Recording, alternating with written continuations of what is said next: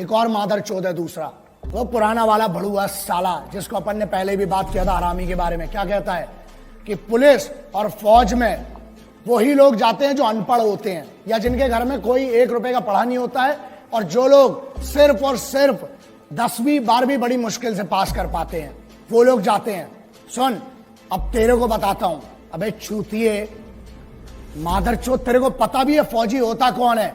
भारत का राष्ट्रपति, भारत का राष्ट्रपति भवन, हर राज्य का मुख्यमंत्री भवन, हर राज्य का सांसद, पार्षद, विधायक, हर राज्य का डेमोक्रेटिक जितना भी बड़ा आदमी हो, हर राज्य का संविधान मतलब सुप्रीम कोर्ट हो चाहे हाई कोर्ट हो, उसकी सुरक्षा में हर चौक पे खड़ा हुआ एक पुलिस का सिपाही, हर बड़े एस्टेब्लिशमेंट के सामने संतरी बन के खड़ा हुआ एक सिपाही।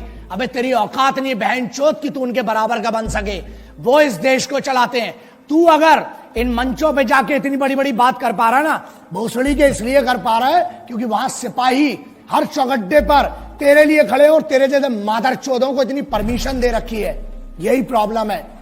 जिस दिन छूट मिलेगी और जिस दिन सही मौका आया, याद रखना गांड में इतना बड़ा सुल्ला जाएगा।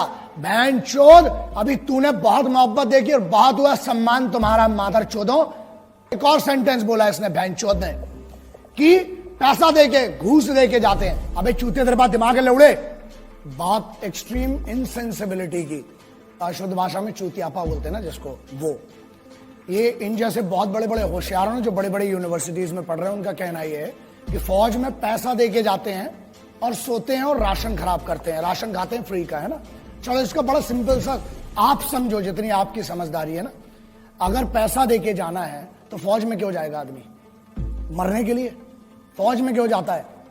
फौज में कंफर्टेबल लाइफ नहीं है, तुम्हारे जैसी नहीं है। और बोलते हैं, हाँ एक और बात बोली कि आलसी है जो फौज में जाते हैं, वो लोग आलसी हैं इसलिए सो रहे हैं।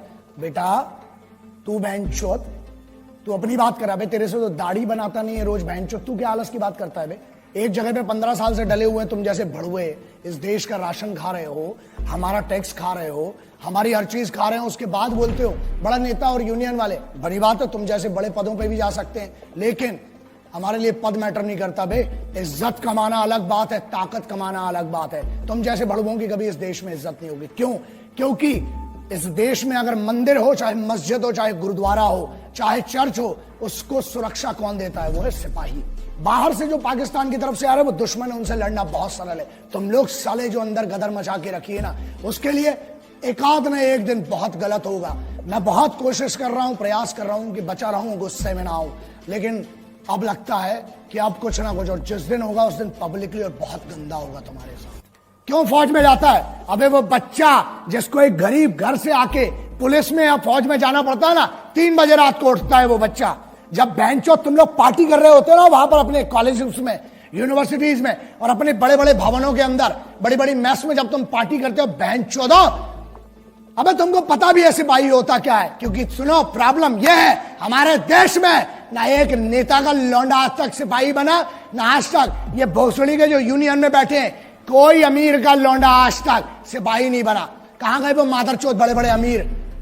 अबे भोसड़ी के खेल के लिए समय देने वालों को, मैच जीतने वालों को क्या मिलता है? इनाम मिलता है ना। और वहां जो जान अपनी बॉर्डर पे लगाते हैं, -60-50 में वहां लड़ रहा है आदमी, घूस देके गया। चल माना बहनचोद तेरी बात, चल घूस देके गया बहनचोद, तू दे देना मादरचोद, है गांड में दम तेरी, तू जा घूस देके बहनचोद उधर पे, एक दिन की नौकरी कर मादरचोद। अबे आर्मी की और कमांडोज की छोड़, स्पेशल फोर्सेज की बहनचोद, एक दिन मैं देता हूं चैलेंज, अबे तेरी पूरी जिंदगी की पेमेंट दूंगा इन बड़वे मादरचोद गद्दारों की।